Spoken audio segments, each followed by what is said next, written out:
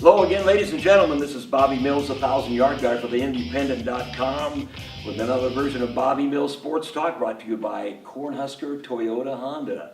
We're going to talk a little high school volleyball. It's always this much to talk about. Lots of things to talk about. Northwest loses to Shadron last week. I don't know where that was, whether it was a tournament or somewhere. I don't know. You know, Shadron's beat Kearney Catholic too, so that's probably Shadron's got 4 losses. I'd like to know who they lost to, you know, because if they beat those 2 teams, they can compete in this area. You know, Grand Island Northwest has got a tremendous program, and Diane Rose is just, it's amazing what she's been able to do year in and year out. I know they got a couple of good wins over Aurora, and they've got a couple of the good tournament wins, and it'll be interesting to see how they gel at the end of the season. Now, there's something going on this week, or is it next week? There's a huge tournament? Yeah, this week at Sokol Auditorium, the House of Rock and Polkas and everything else. In Omaha, Phil Cahoy, yeah. We'll talk about that toward the end because it's a little schools against bigger schools. Right. Tino sitting with in the shadows, 1 undefeated. Is there 1 0-loss team in the state now? Or in Class B only? No. Or in the top, yeah. Omaha Scott, the only, wow. And Gretna, I believe they beat, so that leaves the Scottmeisters all by themselves. They'll be involved in that thing Saturday. Broken Bow, where did they come from? I remember them playing a match at Central Catholic and the bus getting there and 40 minutes later leaving. So they've come a heck of a long way. Hey, that happened to me at Central Catholic, and we played the freshman game, we played the JV game, and we played the varsity game. I think we got beat 90-8.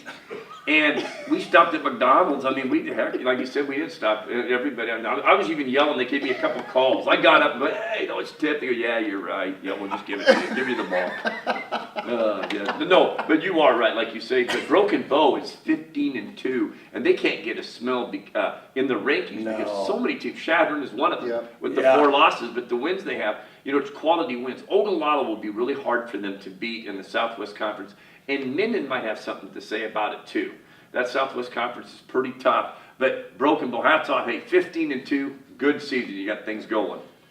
And there could be, you know, some of those Cinderellas again. I mean, these guys, these teams are playing some very good teams, and especially here at the end, that normally they're going against, you know, some teams, and then you have to go into district and vamp yourself up again. But a lot of good competition here in Central Nebraska, to where some of these top teams, they better be ready for to play that 4 seed or whatever it is that they've got to play, because it's not going to be an easy game anywhere throughout that district. And what about the mini-state tournament of all mini-state tournaments coming up this week at Aquinas, the Centennial Conference tournament? How many teams there will be knocking heads with each other? And I believe Zach May, who's behind the camera, said St. Paul will play Donovan Trumbull on Thursday. Thursday, and then next Monday starts the Lou Platte tournament at Donovan Trumbull. So these tournaments will separate some people. I was going to say men from the boys, but that's not the case.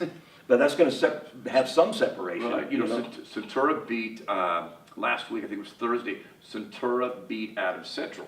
And that was a key game for Centura. You know, they're fighting here for the 5th seed over there, you know, in that conference tournament, you know, with Loop City and the 5, 6, and 7s, because the top 4 spots are probably going to be already been taken. We already know who that's Kearney Catholic, Ord, and St. Paul and Donovan Trumbull will be those top 4 seeds, right? What do you guys think about the setup to get to state? They have that sub-state thing. Is that a good setup in volleyball? I have no opinion on it. I think it's kind of cool. It gets more teams involved in it, I think, and with as good of a talent as there is. But you look at it, and you've really got to be ready to play that first game. I mean, it's a state playoff game, even though you're not down in Lincoln playing it. So it could trip some of those teams up, I think, and I think it has in the past couple of years tripped a couple up, and got some teams into Lincoln that probably wouldn't have been there any other way. To me, I think it's a great idea to do that with the bigger class that it is, and get some more teams involved. And some of the travel, I think I remember last year, Sydney had to make a trip. Was it to either Scott or Gretna on a Saturday morning to avoid Nebraska football? That's tough. And some of those matches don't last very long if it's not very close. No. So yeah, I think they have meetings. The Nebraska Activity Association has meetings, and they have districts. There's 6 districts, and they vote on how they want to do things. And sometimes in the Class A and Class B, ADs kind of want to do this, and a lot of times what happens is that the Class D schools don't vote on that. No. Well, they're there. They can vote if they want to. They can. Yeah, they can Yeah. vote. They can vote on it if they want to. But a lot of times they won't. Like if you don't have a tennis program, why are you putting your hand up? And make a decision for somebody else. Yeah. But a lot of people like to make decisions for other people. Yeah. They really Yeah, do. I know it. And in fact, a lot of people did that for me about 20 years ago about at Fodder Park on whether you could go to the horse races on Sunday or not. So, but there are some situations, where the NSAA has done a pretty good job at listening to what volleyball coaches want. They come and propose it, and then they go, okay, we'll try it, we'll see if it works out. And they've done that in football, actually, with the 32 teams that are in the Yeah. playoffs in the 8-man, and the 16 that they take, and they give them a 9-game schedule instead of the 8-game schedule. So they've changed and they've listened to what people want, and I'm pretty sure that's what happened. The volleyball coaches said, we'd like to do this and try this, and this is something we'd like to try. They also listen to the Class A and B schools, whether they want to play the third place game in the state tournament. Oh, boy. Because, see, they aren't doing that now, but they still, the D1, D2, C1, and C2 are playing the third place game. So, that's a whole different topic. But what I'm saying is, what happened, Class B and Class A wanted to do the serpentine and get involved in this a little bit. And they listened to them, and that's why you're having this. In the You think it's volleyball. been working out? I don't know. Yeah. Well, time will tell. Yeah, but exactly. I think it has so far, but I think they've been doing it, I believe, 4 years now. is it 4? I think thought it's it been was about that. So it's been a good Must study, be- and must so be. far, and you have those sessions every 2 years. So they've been okay with it so far and pleased with it. So they're continuing to do it anyway. I got to take my hat off to a team just down the road here, Hampton. Hadn't lost a set this year. Wow. 18 and the goose egg on the right. And they had a good basketball team last year. There's not very many people in that school, but yet they add on. They're always building the town something new, something to make it more attractive. That's a great deal. And who do they play? I think they've only got 2 matches left the whole season. So that team over there, they're going to make a great run. They should, I don't know who's top ranked in that lower class, probably D2, but my goodness, you got to take the hat off to that program in football or in volleyball and basketball. Yeah. They don't have any numbers, but boy, do they have quality. Any other thing you need to have you? Well, real quick, we should probably point out some softball stuff and some golf stuff. and it's because, on us right now. And I tell you what, you've got district pairings coming out here today for the softball tournament, and Kearney is going to be a host team. They're going to be hosting the A3 district, but they've got a heck of a district here. They've got Papio South, they've got Westside and Omaha South in their district. Kearney, good team, 29-6. I don't know if you've gone out to see any of their games and seen how they are, but they seem like a pretty legit team. Might be one of those that could be a spoiler in the state tournament. Yeah, I haven't seen them.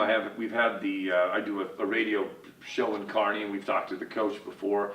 And their program's been good for 2 years. They've really been a pretty good program for 2 years. So it'll be interesting to see, like you say, if the Omaha competition is good. Sometimes it's not as good in some sports. Yeah. So, yeah. Or do they play the state tournament over here? In Hastings, yep. I think that's another great thing. Yes, It's awesome. really nice I'm glad facility. they kept it there, yeah. Yes. And Grand Island will be at Millard South in the A5 district. Millard South 22-6 as the host team. Grand Island got a 2 seed. I think the tough schedule that they played Good for in the them. Metro at 18 and 17, they got the 2 seed. Number 3 is Norfolk. That's a winnable game, I think, for senior high. Oh, yeah. And then Omaha North is the 4 seed there. In Class A, the number 1 team is La Vista, and I don't see any kind of arguments about that. That's a pretty solid team. They got 2 good pitchers on that team. As far as the other teams in the area, B5 pretty much wraps up a lot of them. And Hastings is going to be the number 1 in that, 27-4. They're going to get a bye. They've got 7 teams in that district alone, including Central Catholic at 23-6, and Northwest is the number 4 seed at 12-16. So Aurora also in there at 7-19. That's actually going to be played in Aurora. So that's a tough district to get through there as well. And Hastings, good for them. I know they've been turning that program around for the last couple of years. I do want to mention one thing that I have never seen in softball, girls softball anyway. Last week, Grand Island against Fremont turned a triple play. Bases loaded, nobody out, turned a triple play up the middle. Never seen that, and they also turned 2 more double plays in that same game. So good defense. Now, when that, they turned the triple play, was it a base it was running a mistake? No, or it was a line drive. It was a Okay, 6-6-3 line drive. There you go. triple Good. play. Right. So it was a heck of a thing, and that was really a turner right there because I think they only had a 4-run lead at the time. Wow, So, and that's that. there was a big play right there, and that got them that boost and getting over 500 going into this district play. Also, real quick, the golf wrapped In the up wind today. Into the wind today. Grand Island Senior High, team-wise, they ended up second, and they're going to be qualified for Class A. Faith Harris also ended up second overall. And then GICC did not qualify. They ended up third, and Amanda Fay did qualify for state. So they got one person qualified there. Good for them. Good luck to senior high. It's a good golf team, Yep. I think. Before we close, I'm going to tell you about this tournament at Sokol Auditorium in Omaha. This volleyball thing showcase seems to be the little schools against the bigger schools. Freeman against Omaha Northwest, and you know, of course, Freeman I think is what, C2, Jimmy, something like that. But Northwest High School here is going to go up against Millard West, whom I think, I don't know about their record, but they're still rated 7th or 8th in the state overall. And Scud is involved there, but Kearney Catholic plays Papio South.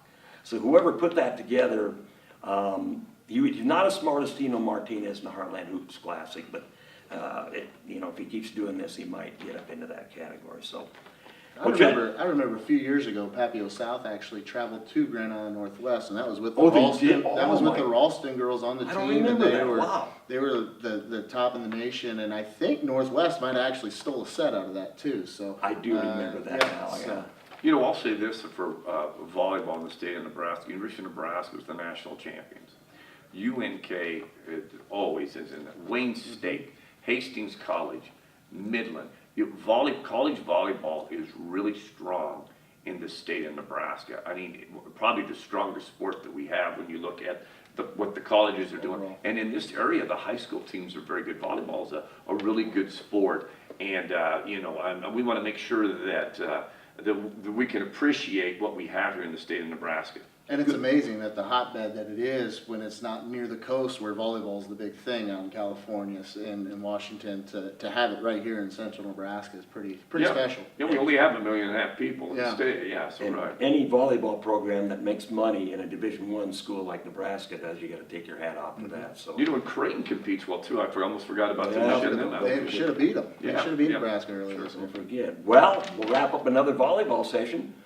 Jim Langan on my left, actually you're right, and E-Dub, Eric Williams over here, Zach Mayhew behind the camera, Tino Martinez in the shadows. And we'd like to thank you for listening to and watching this volleyball segment of the Bobby Mills Independent Sports Talk, brought to you by Cornhusker Toyota Honda. We'll see you next time.